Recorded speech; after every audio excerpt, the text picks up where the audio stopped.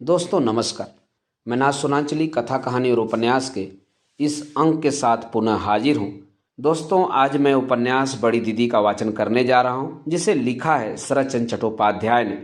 दोस्तों इस उपन्यास में कुल 9 अध्याय हैं। मैंने इस उपन्यास का वाचन 2 क्रमों में किया है। वाचन के पहले क्रम में अध्याय 1 से 5 तक और वाचन के दूसरे क्रम में अध्याय 6 से 9 में अर्थात आखिरी अध्याय तक का वाचन किया है। यह उपन्यास बंगला भाषा में है, जिसका मैं हिंदी रूपांतरण लेकर आपके सामने उपस्थित हूँ। तो आइए सुनते हैं उपन्यास बड़ी दीदी के प्रथम अध्याय का वाचन मेरे अर्थात नाथ सोनांचली के स्वर में। इस धरती पर एक विशिष्ट प्रकार के लोग भी बसते हैं। यह फूस की आग की तरह होते हैं। वह झट से जल उठते हैं और फिर झटपट बूझ जाते हैं। व्यक्तियों के पीछे हर समय एक ऐसा व्यक्ति रहना चाहिए जो उनकी आवश्यकता के अनुसार उनके लिए फूस जुटा सके। जब गृहस्थ की कन्याएं मिट्टी का दीपक जलाते समय उसमें तेल और बाती डालती हैं, दीपक के साथ सलाई भी रख देती हैं। जब दीपक की लौ मध्यम होने लगती है तब उस सलाई की बहुत आवश्यकता होती है। उसमें बाती उकसानी पड़ती है। यदि वह छोटी सी सलाई न हो तो तेल और बाती के रहते हुए भी दीपक का जलते रहना असंभव हो जाता है। सुरेंद्रनाथ का स्वभाव बहुत कुछ इसी प्रकार का है। उसमें बल, बुद्धि और आत्मविश्वास सभी कुछ है, लेकिन वह अकेला कोई काम पूरा नहीं कर सकता। जिस प्रकार वह उत्साह के साथ थोड़ा सा काम कर सकता है, उसी तरह अलसाकर बाकी का सारा काम अधूरा छोड़कर चुपचाप बैठ भी सकता है। और उस समय उसे ऐसे व्यक्ति की आवश्यकता होती है जो अधूरे काम को पूरा करने की प्रेरणा दे। सुरेंद्र के पिता सुदूर पश्चिम में वकालत करते हैं। बंगाल के साथ उनका कोई अधिक संबंध नहीं है।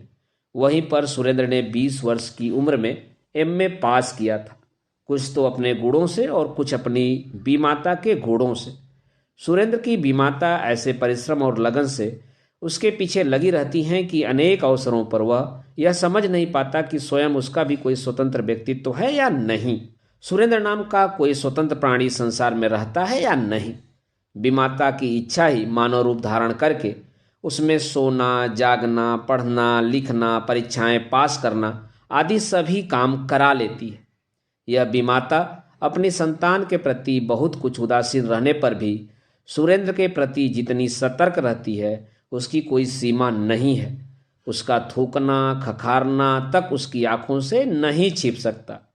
इस कर्तव्यपरायण नारी के शासन में रहकर सुरेंद्र ने पढ़ना लिखना तो सीख लिया, लेकिन आत्मनिर्भरता बिल्कुल नहीं सीखी। उसे अपने ऊपर रत्ती भर भी विश्वास नहीं है। उसे यह विश्वास नहीं है कि वह किसी भी काम को कुशलता से पूरा कर सकता है। मुझे कब किस चीज़ की आवश्यकता होगी और कब मुझे क्या काम करना होगा, इसके लिए वह भी निश्चित नहीं कर पाता कि मुझे क्या नींद आ रही है, भूख लग रही है। जब से उसने होश संभाला है तब से अब तक के 15 वर्ष उसने बीमाता पर निर्भर रहकर ही बिताए हैं। इसलिए बीमाता को उसके लिए ढेर सारे काम करने पड़ते हैं। दिन रात के 24 घंटे में से 22 घंटे तिरस्कार, उलाहने, डांट फटकार और मुंह बिगाड़ने के कामों के साथ साथ परीक्षा में पास होने के लिए उसे अपनी निद्रा सुख से भी हाथ धो लेना पड़ता है। भला अपनी सौत के लड़के के लिए कौन कब इतना करता है। मोहल्ले टोले के लोग एक मुंह से राय गृहिणी की प्रशंसा करते हुए उधाते नहीं हैं। सुरेंद्र के प्रति उसके आंतरिक प्रयास नाम के लिए भी कभी नहीं होती।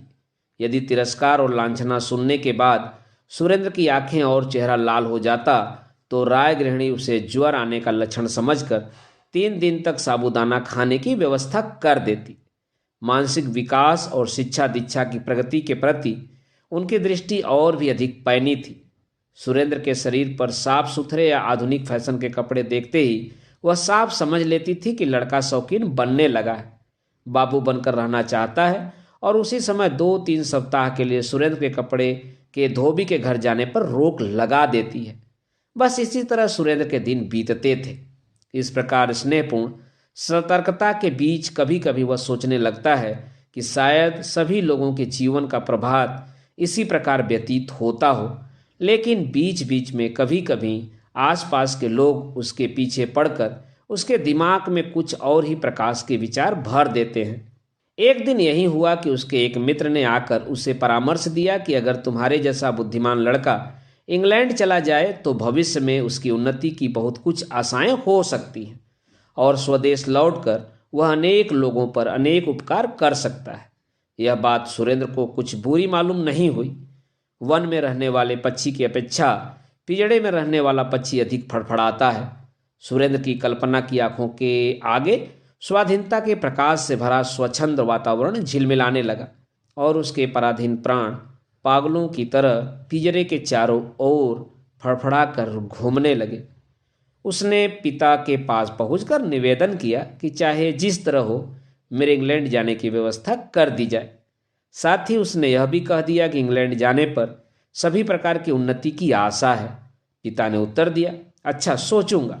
लेकिन घर की मालकिन की इच्छा इसके बिल्कुल विरुद्ध थी।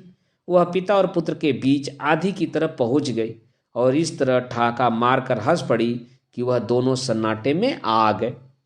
गृहिणी ने कहा, तो फिर मुझे भी विलायत भेज दो, वरना वहाँ सुरेंद्र को संभालेगा कौन, जो यही नहीं जानता कि कब क्या खाना होता है और कब क्या पहनना होता है। उसे अकेले विलायत भेज रहे हो? जिस तरह घर के घोड़े को विलायत भेजना है उसी तरह इसे भेजना है। घोड़े और बैल कम से कम इतना तो समझते हैं कि उसे भूख लगी है या नींद आ रही है, लेकिन तुम्हारा सुरेंद्र तो इतना भी नहीं समझता। और इतना कहकर वह फिर हंस पड़ी। हास्य की अधिकता देख राय महाशय बहुत ही शर्मिंदा हुए। सुरेंद्र ने समझ लिया कि इस अखंडनीय तर्क के विरुद्ध किसी भी प्रकार का प्रतिवाद नहीं किया जा सकता। उसने विलायत जाने की आशा छोड़ दी। यह सुनकर उसके मित्र को बहुत दुख हुआ, लेकिन वह विलायत जाने का कोई दूसरा उपाय नहीं बता सका। हाँ, यह जरूर कहा कि ऐसा पराधीन जीवन जीने की अपेक्षा भीख मांगकर जीना कहीं बेहतर है और यह निश्चित है कि जो व्यक्ति इस तरह सम्मानपूर्वक एमए पास कर सकता है उसे अपना पेट पालने में कोई कठिनाई नहीं होगी। घर आकर सुरेंद्र इसी बात को सोचने लगा। उसने जितना ही सोचा उतना ही अपने मित्र की कथन की सच्चाई पर विश्वास हो गया। उसने निश्चय कर लिया कि भीख मांगकर ही जिया जाए। सभी लोग तो विलायत जा नहीं सकते, लेकिन इस तरह जिंदगी और मौत के बीच रहकर भी उन्हें जीना नहीं पड़ता। एक दिन अंधेरी रात में वह घर से निकला और स्टेशन पहुंच गया और कलकत्ता का टिकट खरीदकर ट्रेन पर सवार हो गया। चलते समय उसने डाक द्वारा पिता के पास पत्र भेज दिया कि मैं कुछ दिनों के लिए घर छोड़ रहा हूँ। खोजने से कोई विशेष लाभ नहीं होगा और यदि मेरा पता चल भी गया तो मेरे लौटने की कोई संभावना नहीं है। राय महाशय ने गृहिणी को पत्र दिखाया और बोले, सुरेंद्र अब बड़ा हो गया है, पढ़ लिख चुका है, अब उसके पंख निकल आए हैं। अगर वह अब भी न उड़कर भागेगा तो कब भागेगा। फिर भी उन्होंने उसे तलाश किया। कलकत्ता में उनके जो भी परिचित थे उन्हें पत्र लिखे, लेकिन परिणाम कुछ न निकला। सुरेंद्र का कोई पता नहीं चला। दोस्तों, अभी आप सुन रहे थे उपन्यास बड़ी दीदी के प्रथम अध्याय का वाचन मेरे अर्थात नासुनांचली के स्वर में। दोस्तों, अब लीजिए सुनिए उपन्यास बड़ी दीदी के दूसरे अध्याय का वाचन मेरे अर्थात नासुनांचली के स्वर में। कलकत्ता की भीड़ और कोलाहल भरी सड़कों पर पहुंचकर सुरेंद्रनाथ घबरा गया। वहां न तो कोई डांटने फटकारने वाला था और न कोई रात दिन शासन करने वाला। मुंह सूख जाता तो कोई न देखता था और मुंह भारी हो जाता तो कोई ध्यान न देता। यहाँ अपने आप को स्वयं ही देखना पड़ता है। यहाँ भिक्षा भी मिल जाती है और करुणा के लिए स्थान भी है, आश्रय भी मिल जाता है, लेकिन प्रयत्न की आवश्यकता होती है। यहाँ अपनी इच्छा से तुम्हारे बीच कोई नहीं आएगा। यहाँ आने पर उसे पहली शिक्षा यह मिली कि खाने की चेष्टा स्वयं करनी पड़ती है। आश्रय के लिए स्वयं ही स्थान खोजना पड़ता है और नींद तथा भूख में कुछ भेद है। उसे घर छोड़े कई दिन बीत गए थे। गली गली घूमते रहने के कारण शरीर एकदम कमजोर पड़ गया था। पास के रुपए भी खत्म हो चले थे। कपड़े मैले और फटने लगे थे। रात को सोने तक के लिए कहीं ठिकाना नहीं था। सुरेंद्र की आंखों में आंसू आ गए।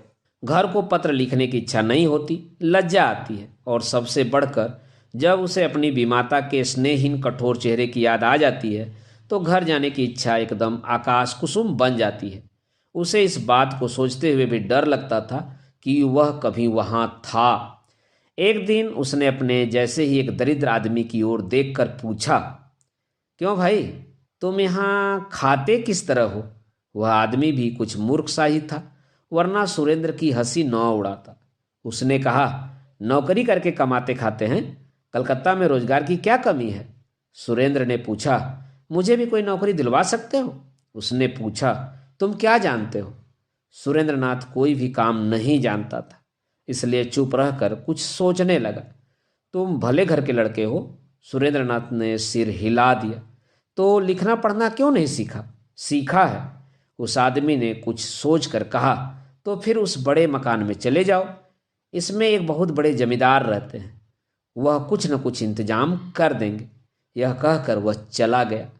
सुरेंद्रनाथ फाटक के पास गया, कुछ देर वहीं खड़ा रहा, फिर जरा पीछे हटा, एक बार फिर आगे बढ़ा और फिर पीछे हट आया। उस दिन कुछ भी न हुआ। दूसरा दिन भी इसी तरह बीत गया। 2 दिन में साहस सजोकर उसने किसी तरह फाटक में कदम रखा। सामने एक नौकर खड़ा था। उसने पूछा, क्या चाहते हो? बाबू साहब घर पर नहीं है। सुरेंद्रनाथ का चेहरा खुशी से चमक उठा।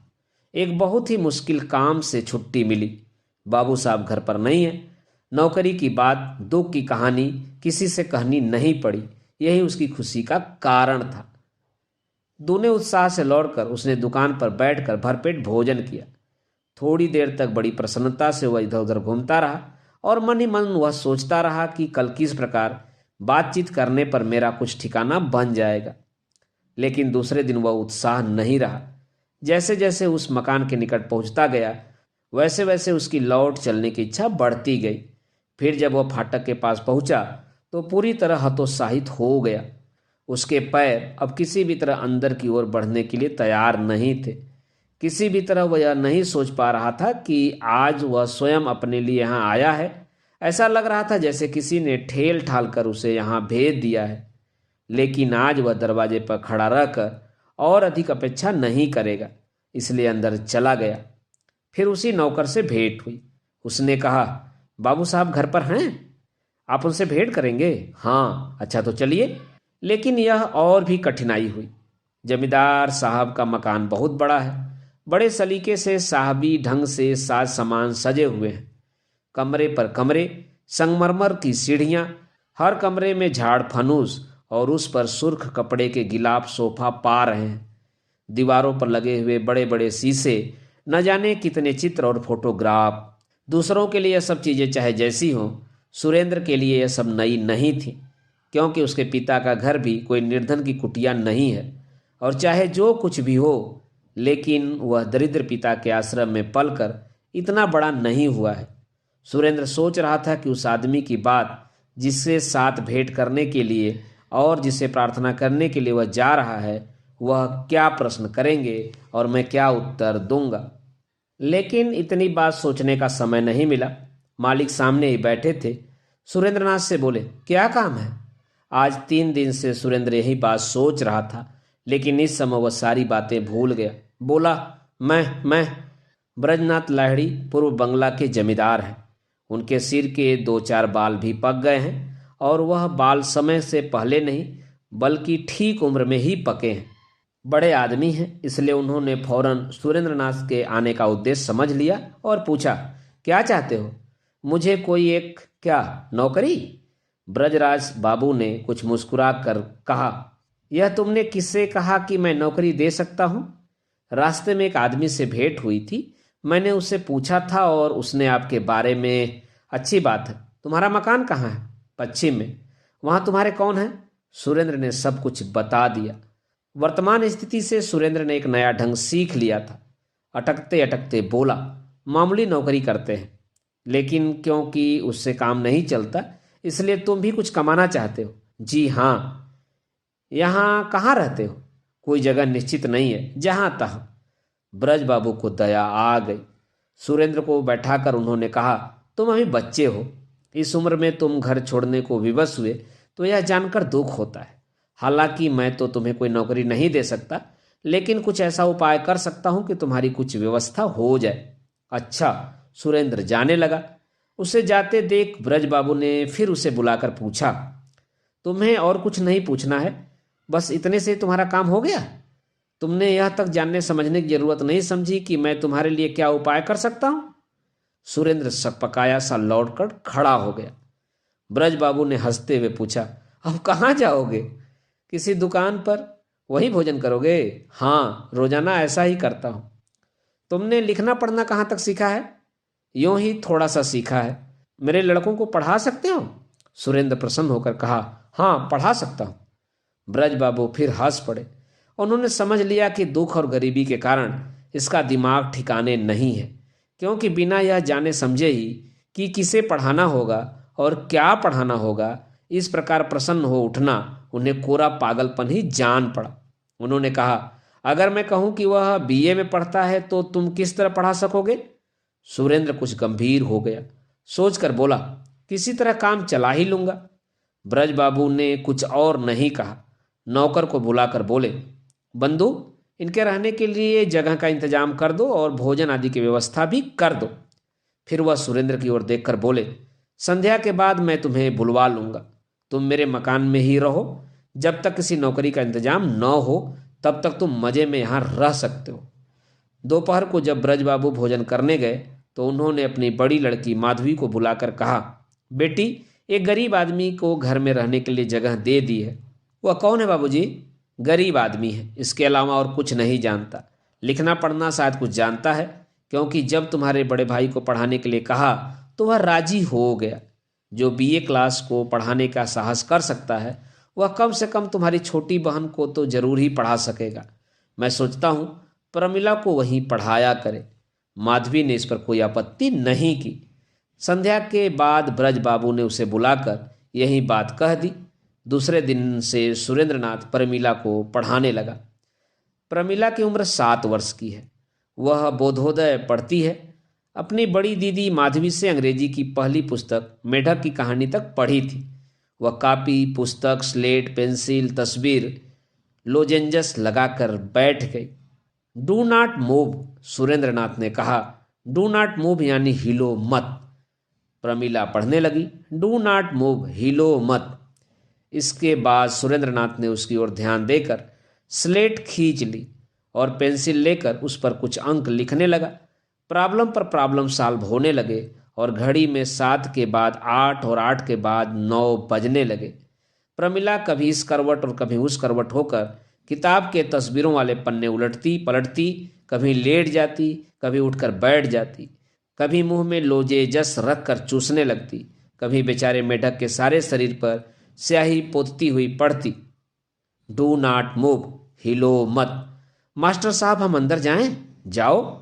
उसका सुबह का समय इसी प्रकार बीत जाता, लेकिन दोपहर का काम कुछ और ही तरह का था। ब्रज बाबू ने दया करके सुरेंद्रनाथ की नौकरी का प्रबंध करने के लिए कुछ भले लोगों के नाम पत्र लिख दिए थे। सुरेंद्रनाथ उन पत्रों को जेब में रखकर घर से निकल पड़ता। पता लगाकर उन लोगों के मकानों के सामने पहुंच जाता और देखता कि मकान कितना बड़ा है, उसमें कितने दरवाजे और खिड़कियां हैं, बाहर की ओर कितने कमरे हैं, मकान 2 मंजिला है या 3 मंजिला, सामने कोई रोशनी का खंभा है या नहीं, आदि आदि। इसके बाद संध्या होने से पहले ही घर लौट आता। कलकत्ता आने पर सुरेंद्रनाथ ने कुछ पुस्तकें खरीदी थी। उनके अलावा कुछ पुस्तकें घर से भी ले आया था। गैस की रोशनी में बैठकर वह उन्हीं पुस्तकों को पढ़ता रहता। ब्रज बाबू अगर कभी उससे काम धंधे की बात पूछते तो या तो वह चुप रह जाता या कह दिया करता कि उन सज्जन से भेंट नहीं हुई। दोस्तों, अभी आप सुन रहे थे उपन्यास बड़ी दीदी के दूसरे अध्याय का वाचन। दोस्तों, अब लीजिए सुनिए उपन्यास बड़ी दीदी के तीसरे अध्याय का वाचन मेरे अर्थात ना सुनांचली के स्वर में। लगभग 4 वर्ष हुए। ब्रजराज बाबू की पत्नी का स्वर्गवास हो गया था। बुढ़ापे के पत्नी वियोग का दुख बूढ़े ही समझ सकते हैं, लेकिन इस बात को जाने दीजिए, उनकी लाडली बेटी माधवी 16 वर्ष की उम्र में अपना पति गवा बैठी है, जिससे ब्रजराज बाबू के बदन का आधा लहू सूख गया है। उन्होंने बड़े शौक और धूमधाम से अपनी कन्या का विवाह किया था। वह स्वयं धन संपन्न थे, इसलिए उन्होंने धन की ओर बिल्कुल ध्यान नहीं दिया। लड़के के पास धन संपत्ति है या नहीं, इसकी खोज नहीं की। केवल यह देखा कि लड़का लिख पढ़ रहा है, सुंदर है, सुशील है, सीधा साधा है। बस यही देखकर उन्होंने माधवी का विवाह कर दिया था। 11 वर्ष की उम्र में माधवी का विवाह हुआ था। 3 वर्ष तक यह अपने पति के यहाँ रही। प्यार दुलार सब कुछ उसे मिला था, लेकिन उसके पति योगेंद्र नाथ जीवित नहीं रहे। माधवी के इस जीवन के सारे अरमानों पर पानी फेरकर और ब्रजराज बाबू के कलेजे में बर्छी भोंक कर वह स्वर्ग सिधार गए। मरने के समय जब माधवी फुट फुट कर रोने लगी, तब उन्होंने बहुत ही कोमल स्वर में कहा था, माधवी, मुझे इस बात का सबसे अधिक दुख नहीं है। दुख तो इस बात का है कि तुम्हें जीवन भर कष्ट भोगने पड़ेंगे। मैं तुम्हें आदर सम्मान कुछ भी तो नहीं दे सका। इसके बाद योगेंद्र नाथ के सीने पर आंसुओं की धारा बह चली थी। माधवी ने उनके आंसू पोंछते हुए कहा था, जब मैं फिर तुम्हारे चरणों में आकर मिलूं तब आदर मान देना।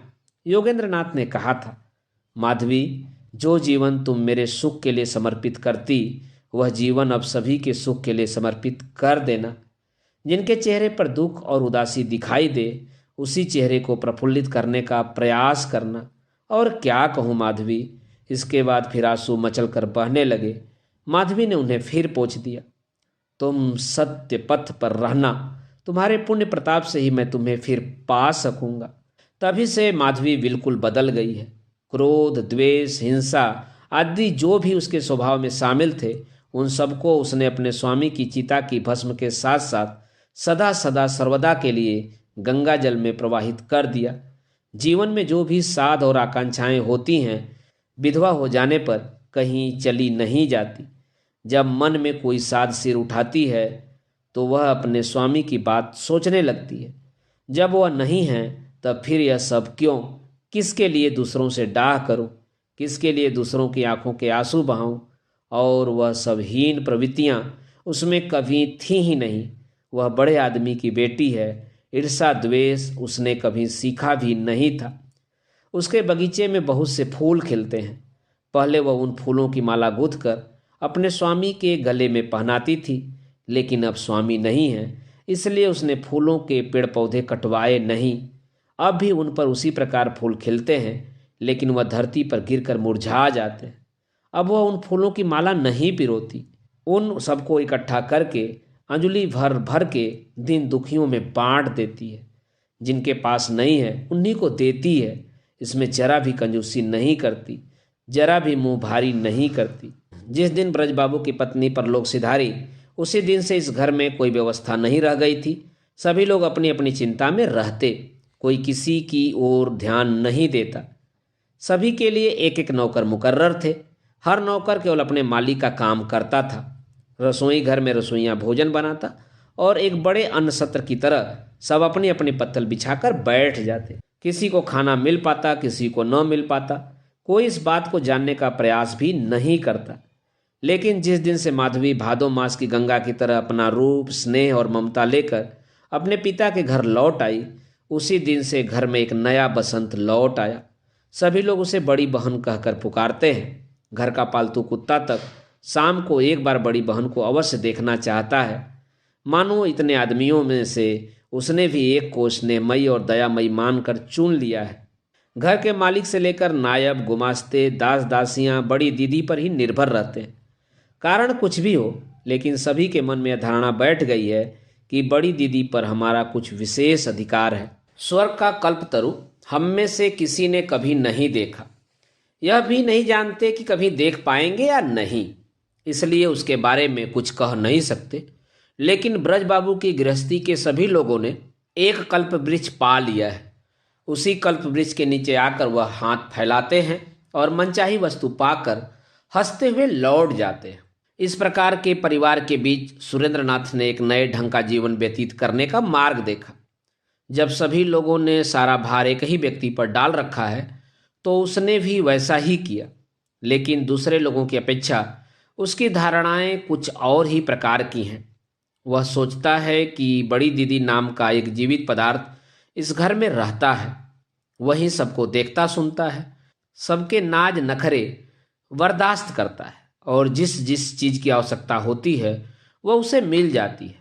कलकत्ता की सड़कों पर घूम घूम कर उसने अपनी चिंता करने की आवश्यकता थोड़ी सी जानी समझी थी, लेकिन इस घर में आने पर वह इस बात को एकदम भूल गया कि कोई ऐसा दिन भी था जब मुझे स्वयं अपनी चिंता करनी पड़ी थी, या भविष्य में फिर कभी करनी पड़ेगी।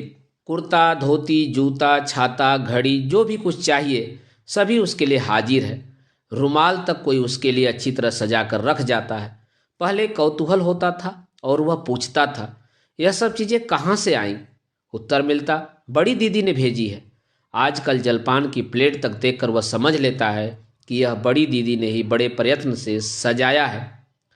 गणित के प्रश्न हल करने बैठा तो एक दिन उसे कंपास का ख्याल आया। उसने प्रमिला से कहा, प्रमिला, बड़ी दीदी के यहाँ से कंपास लाओ।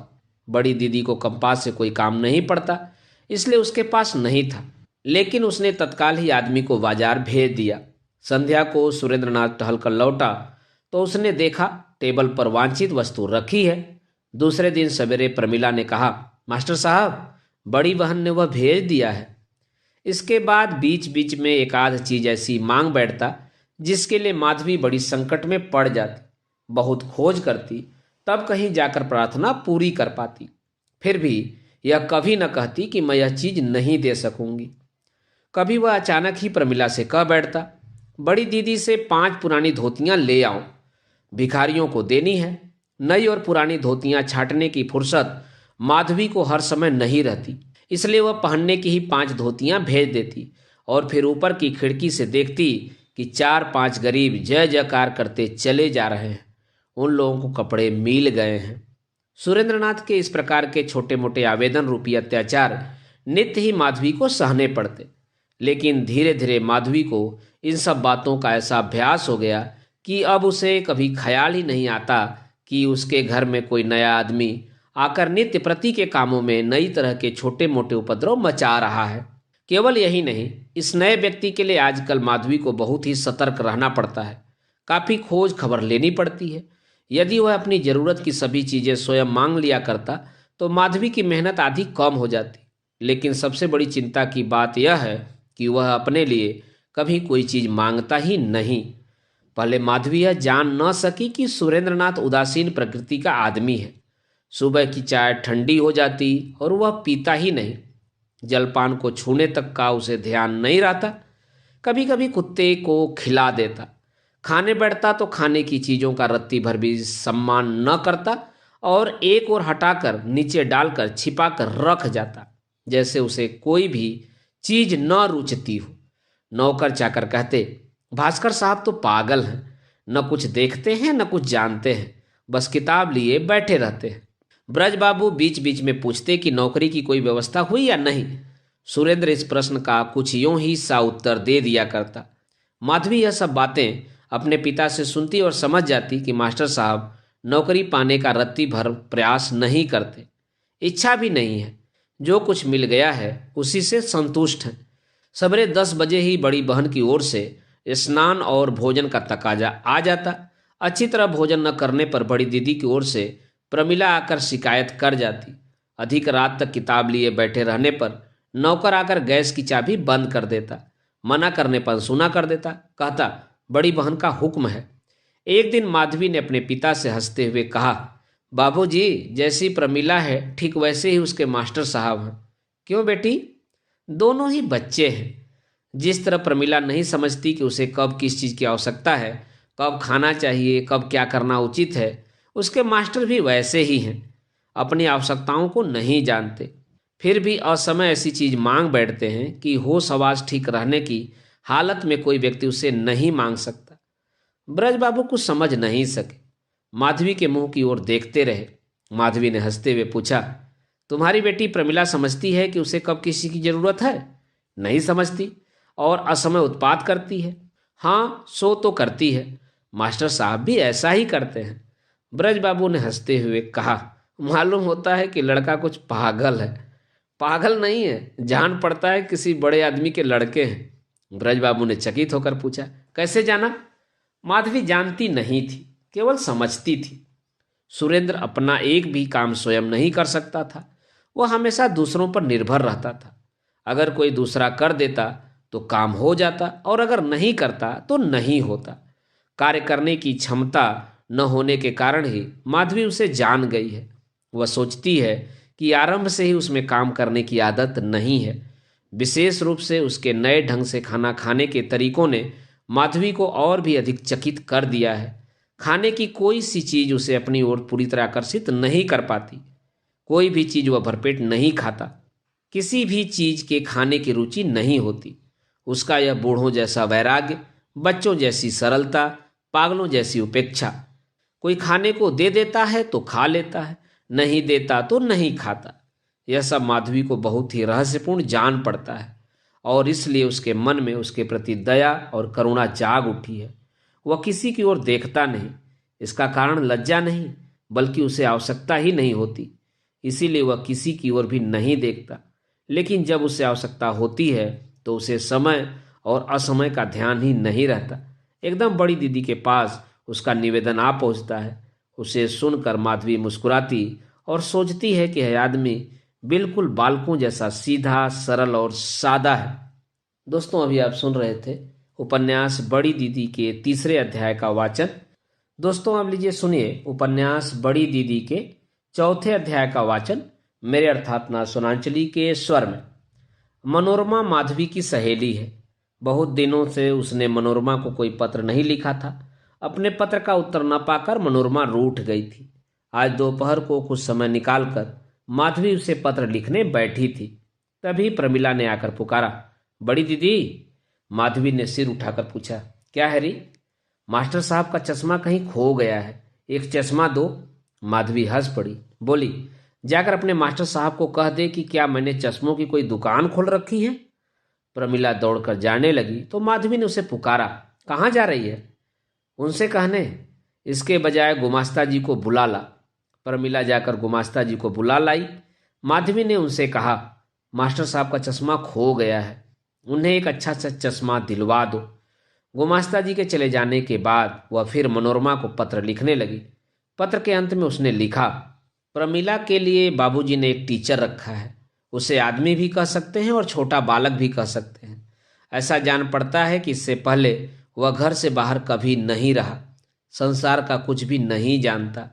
अगर उसका ध्यान न रखा जाए, उसकी देख रेख न की जाए तो पल भर भी उसका काम नहीं चल सकता।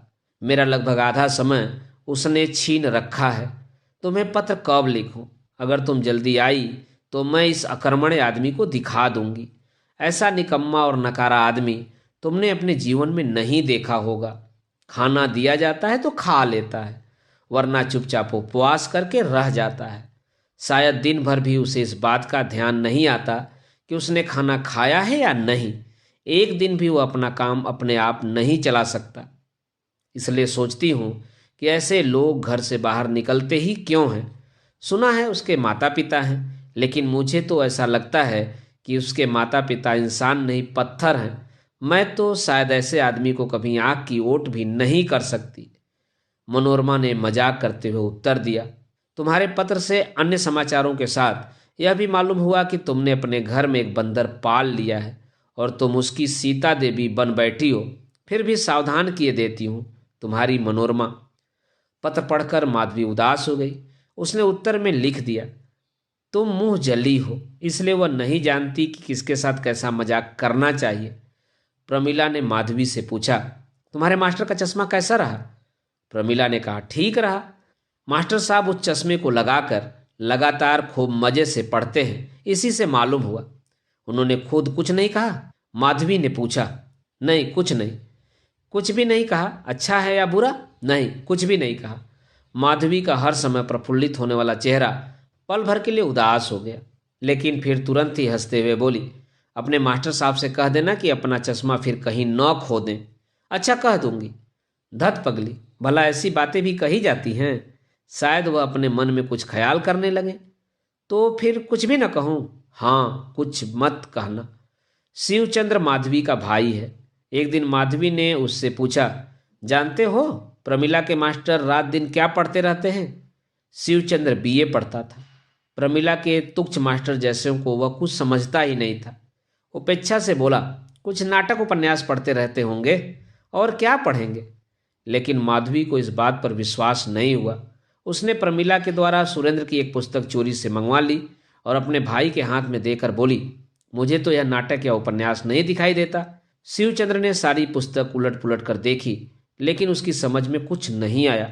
बस इतना ही समझ पाया कि वह इस पुस्तक का एक भी अक्षर नहीं जानता और यह कोई गणित की पुस्तक है। लेकिन बहन के सामने अपना सम्मान नष्ट करने की इच्छा नहीं हुई।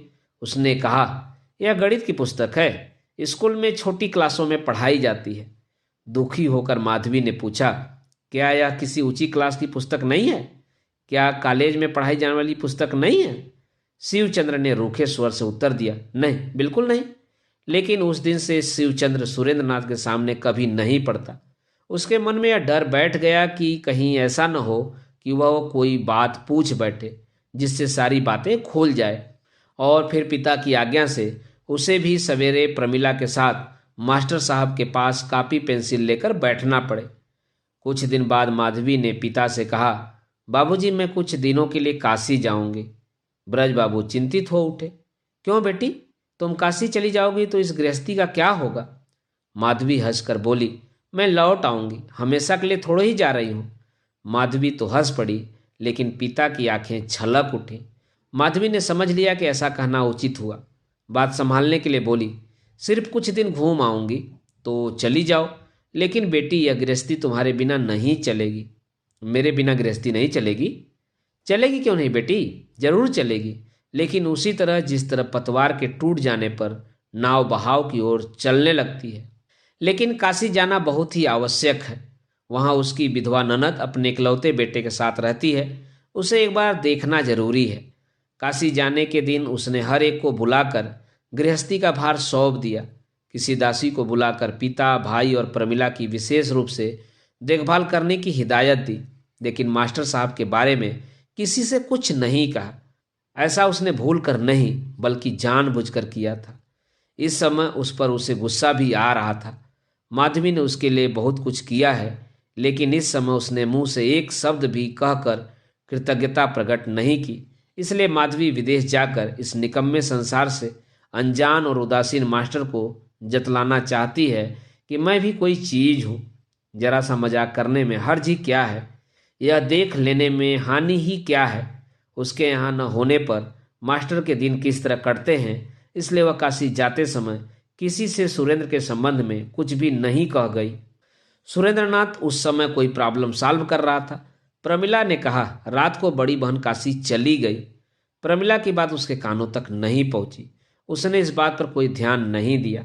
लेकिन 3 दिन के बाद जब उसने देखा कि 10 बजे भोजन के लिए कोई आग्रह नहीं करता, किसी किसी दिन 1 और 2 बज जाते हैं, नहाने के बाद धोती पहनते समय पता चलता है कि धोती पहले की तरह साफ नहीं है, जलपान की प्लेट पहले की तरह सजाई नहीं है, जलपान की प्लेट पहले की तरह सजाई हुई नहीं है, रात को गैस की चाबी बंद करने के लिए अब कोई नहीं आता, पढ़ने की झोंक में रात के 2 और 3 बज जाते हैं, सुबह जल्दी नींद खुलती, उठने में देर हो जाती है, दिन भर नींद आंखों की पलकें छोड़कर जाना ही नहीं चाहती, और शरीर मानो बहुत ही शिथिल हो गया है।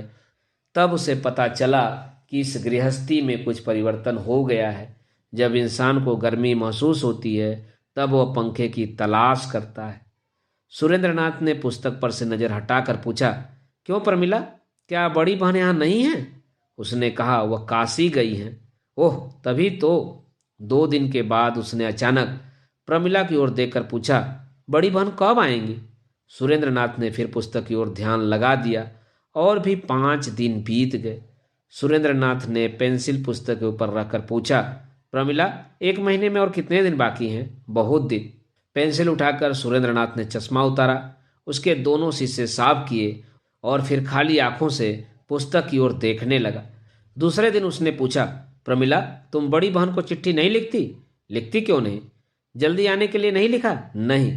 सुरेंद्रनाथ ने गहरी सांस लेकर कहा, तभी तो। प्रमिला बोली, मास्टर साहब, अगर बड़ी बहन आ जाए तो अच्छा होगा? हाँ, अच्छा होगा। आने के लिए लिख दूं? हाँ, लिख दो। सुरेंद्रनाथ ने खुश होकर कहा, आपके बारे में भी लिख दूं? लिख दो। उसे लिख दो कहने में किसी प्रकार की दुविधा महसूस नहीं हुई, क्योंकि वह कोई भी लोक व्यवहार नहीं जानता। उसकी समझ में यह बात बिल्कुल नहीं आई कि बड़ी बहन से आने के लिए अनुरोध करना उसके लिए उचित नहीं है, सुनने में भी अच्छा नहीं लगता। लेकिन जिसके न रहने से उसे बहुत कष्ट होता है और जिसके न होने से उसका काम नहीं चलता, उसे आने का अनुरोध करना भी अनुचित प्रतीत नहीं हुआ। इस संसार में जिन लोगों में कौतूहल कम होता है वह साधारण मानव समाज से कुछ बाहर होते हैं। जिस दिल में साधारण लोग रहते हैं उस दिल के साथ उन लोगों का मेल नहीं बैठता। साधारण लोगों के विचारों से उनके विचार नहीं मिलते। सुरेंद्रनाथ के स्वभाव में कौतूहल शामिल नहीं है। साधारण लोगों के विचारों से उनके विचार नहीं मिलते। सुरेंद्रनाथ के स्वभाव में कौतूहल शामिल नहीं है। उसे जितना जानना आवश्यक होता है वह बस उतना ही जानने की चेष्टा करता है। इससे बाहर अपनी इच्छा से एक कदम भी नहीं रखना चाहता। इसके लिए उसे समय भी नहीं मिल पाता। इसलिए उसे बड़ी बहन के बारे में भी कुछ मालूम नहीं था। इस परिवार में उसके इतने दिन बीत गए। इन 3 महीनों तक अपना सारा भार बड़ी दीदी पर छोड़कर अपने दिन बड़े सुख से बिता दिए। लेकिन उसके मन में यह जानने की रत्ती भर भी जिज्ञासा नहीं हुई कि बड़ी दीदी नाम का प्राणी कैसा है, कितना बड़ा है, उसकी उम्र क्या है, देखने में कैसा है, उसमें क्या क्या गुण हैं, वह कुछ भी नहीं जानता। जानने की इच्छा भी नहीं हुई और कभी ध्यान भी नहीं आया। सब लोग उसे बड़ी दीदी कहते हैं, सो वह भी बड़ी दीदी कहता है। सभी उसे स्नेह करते हैं, उसका सम्मान करते हैं, वह भी करता है। उसके पास संसार की हर वस्तु का भंडार पड़ा है। जो भी मांगता है उसे मिल जाता है। और यदि उसके भंडार में से सुरेंद्र ने भी कुछ लिया है तो इसमें अचंभे की बात कौन सी है। बादलों का काम जिस तरह पानी बरसाना है उसी तरह बड़ी दीदी का काम सबको स्नेह करना और सबकी खोज खबर रखना है। जिस समय वर्षा होती है उस समय जो भी हाथ बढ़ाता है उसी को जब मिल जाता है। बड़ी दीदी के सामने हाथ फैलाने पर भी जो मांगो मिल जाता है। जैसे वह भी बादलों की तरह नेत्रों, कामनाओं और आकांक्षाओं से रहित है। अच्छी तरह विचार करके उसने अपने मन में इसी प्रकार की धारणा बना रखी है। आज भी वह जान गया है कि उसके बिना उसका काम एक पल भी नहीं चल सकता। वह जब अपने घर था तब या तो अपने पिता को जानता था या विमाता को। वह यह भी समझता था कि उन दोनों के कर्तव्य क्या हैं। किसी बड़ी दीदी के साथ उसका कभी परिचय नहीं हुआ था और जब से परिचय हुआ है तब से उसने उसे ऐसा ही समझा है। लेकिन बड़ी दीदी नाम के व्यक्ति को न तो वह जानता है और न पहचानता है। वह केवल उनके नाम को जाना है और नाम को ही पहचानता है। व्यक्ति का जैसे कोई महत्व ही नहीं है, नाम ही सब कुछ है। लोग जिस प्रकार अपने इष्ट देवता को नहीं देख पाते, केवल नाम से ही परिचित होते हैं, उसी नाम के आगे दुख और कष्ट के समय अपना संपूर्ण हृदय खोलकर रख देते हैं। नाम के आगे घुटने टेक कर दया की भिक्षा मांगते हैं। आंखों में आंसू आते हैं तो पोंछ डालते हैं और फिर सुनी सुनी नज़रों से किसी को देखना चाहते हैं लेकिन दिखाई नहीं देता। अस्पष्ट जीवा केवल 2-1 अस्फुट शब्दों का उच्चारण करके ही रुक जाती है। ठीक इसी प्रकार दुख पाने पर सुरेंद्रनाथ स्फुट शब्दों में पुकार उठा, बड़ी दीदी। तब तक सूर्य उदय नहीं हुआ था। केवल आकाश में पूर्वी छोर पर उषा की लालिमा ही फैली थी। प्रमिला ने आकर सोए हुए सुरेंद्रनाथ का गला पकड़कर पुकारा, मास्टर साहब। सुरेंद्रनाथ की नींद से बोझिल पलकें खुल गईं। क्या है प्रमिला? बड़ी दीदी आ गई। सुरेंद्रनाथ उठकर बैठ गया। प्रमिला का हाथ पकड़कर बोला, चलो देख आएं। बड़ी दीदी को देखने की इच्छा उसके मन में किस तरह पैदा हुई कहा नहीं जा सकता और यह भी समझ में नहीं आता कि इतने दिनों बाद यह इच्छा क्यों पैदा हुई।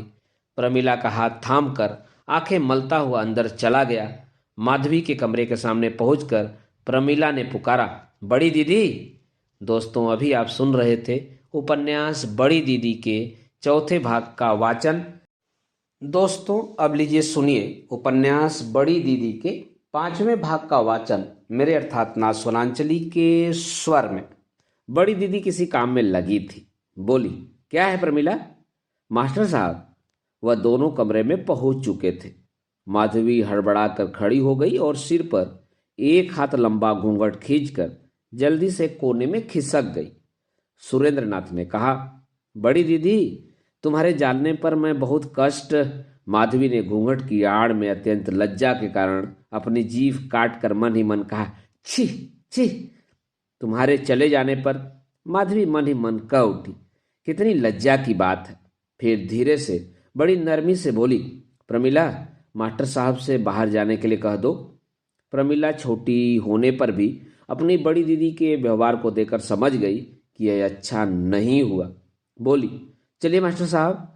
सुरेंद्र कुछ देर हक्का बक्का खड़ा रहा, फिर बोला, चलो।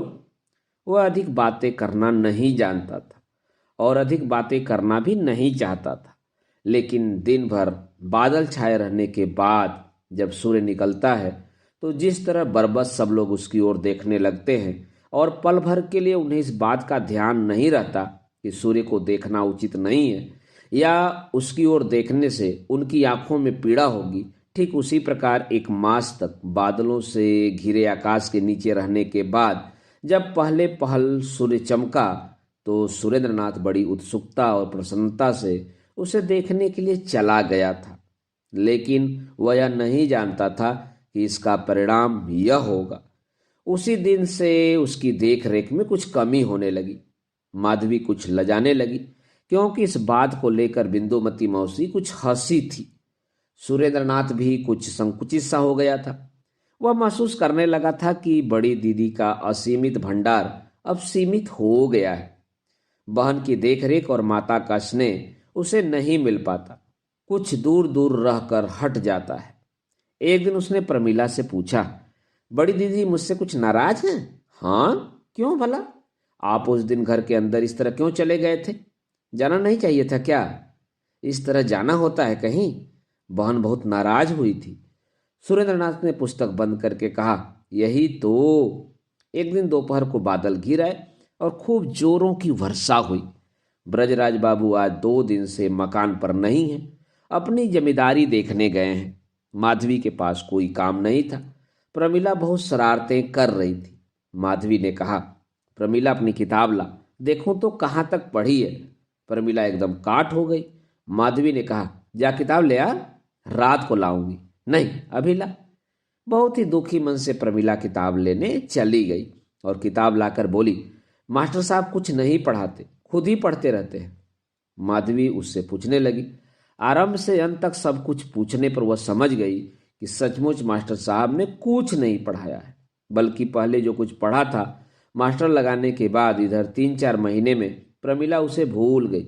माधवी ने नाराज होकर बिंदु को बुलाया।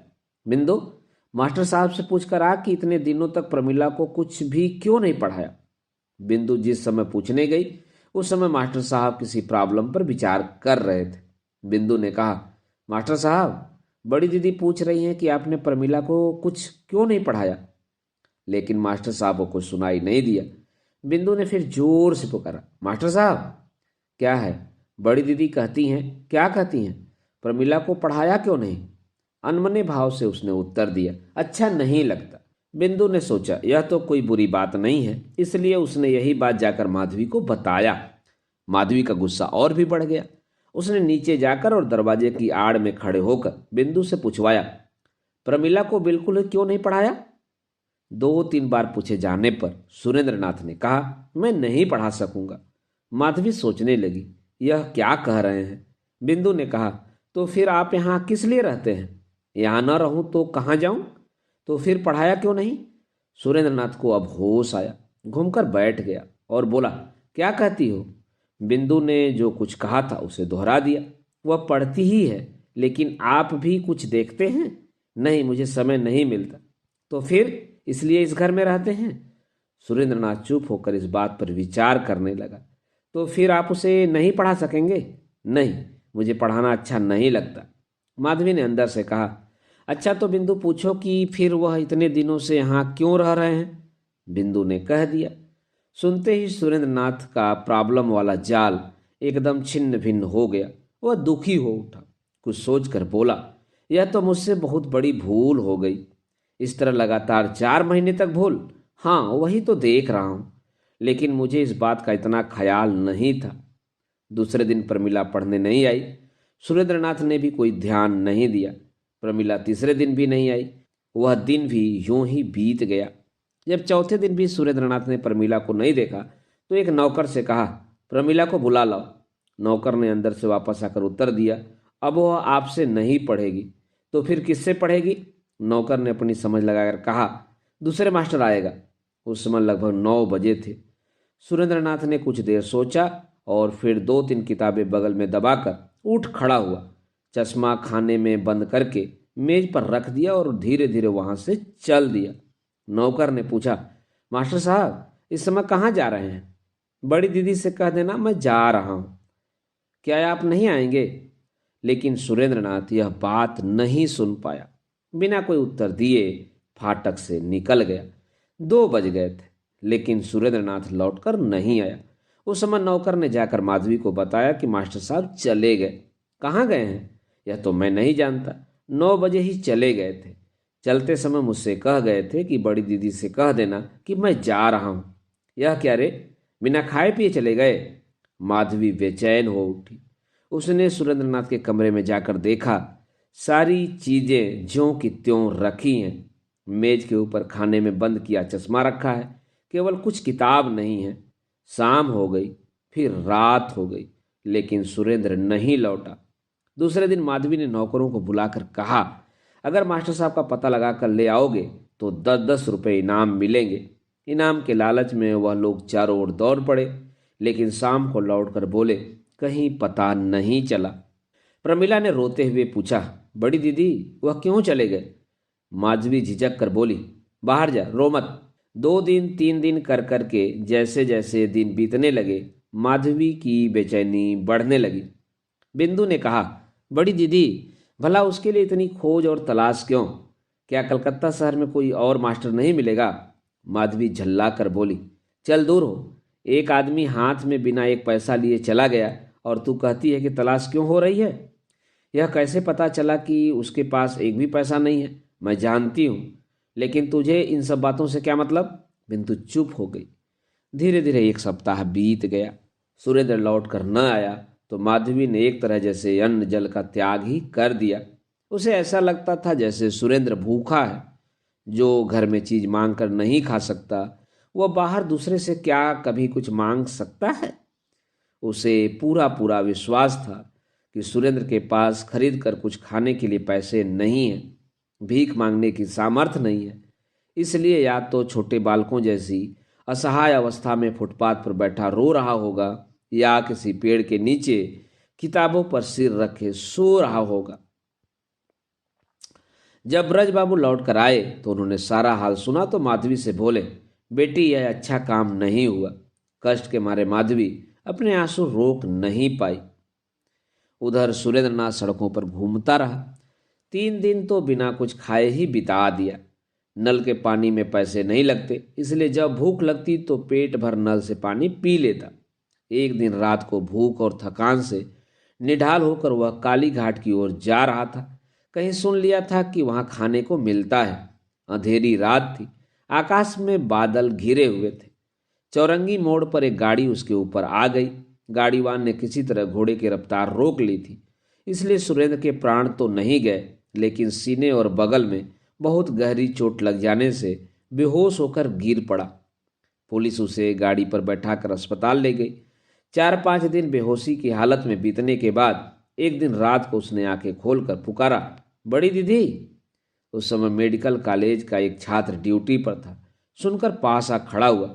सुरेंद्र ने पूछा, बड़ी दीदी आई हैं? कल सवेरे आएंगी।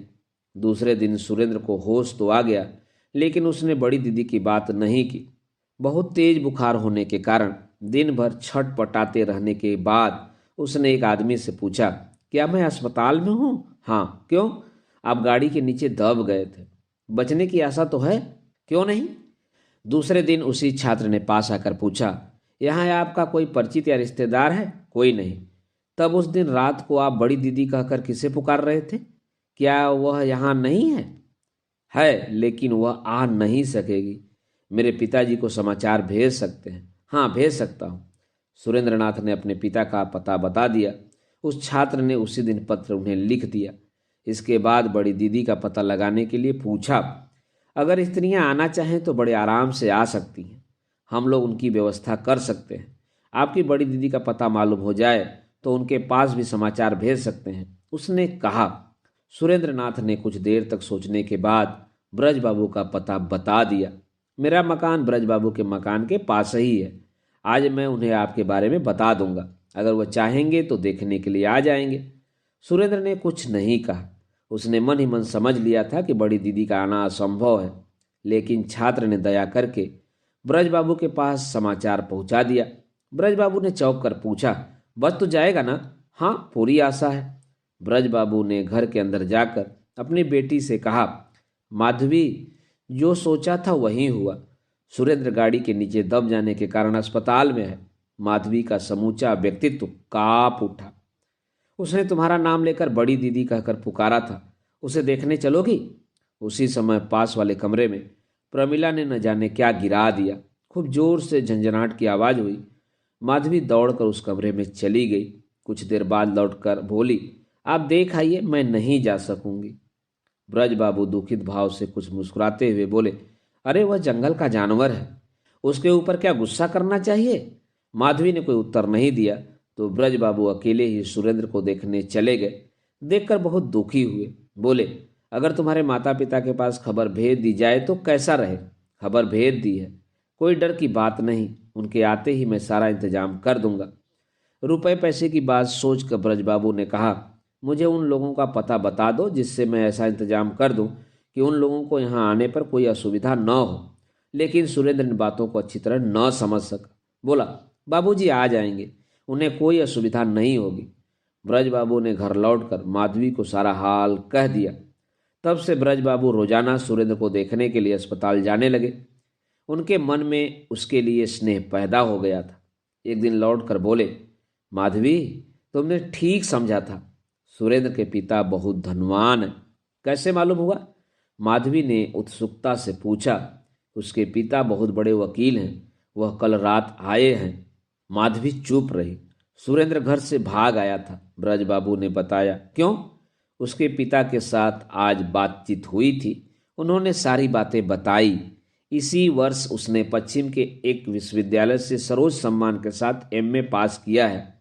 वह विलायत जाना चाहता था, लेकिन लापरवाह और उदासीन प्रकृति का लड़का है। पिता को विलायत भेजने का साहस नहीं हुआ, इसलिए नाराज होकर घर से भाग आया है। अच्छा हो जाने पर वह उसे घर ले जाएंगे। निश्वास रोककर और उमड़ते हुए आंसुओं को पीकर माधवी ने कहा, यही अच्छा है। दोस्तों, अभी आप सुन रहे थे उपन्यास बड़ी दीदी के 5वें अध्याय का वाचन मेरे अर्थात मां सोनांचली के स्वर में।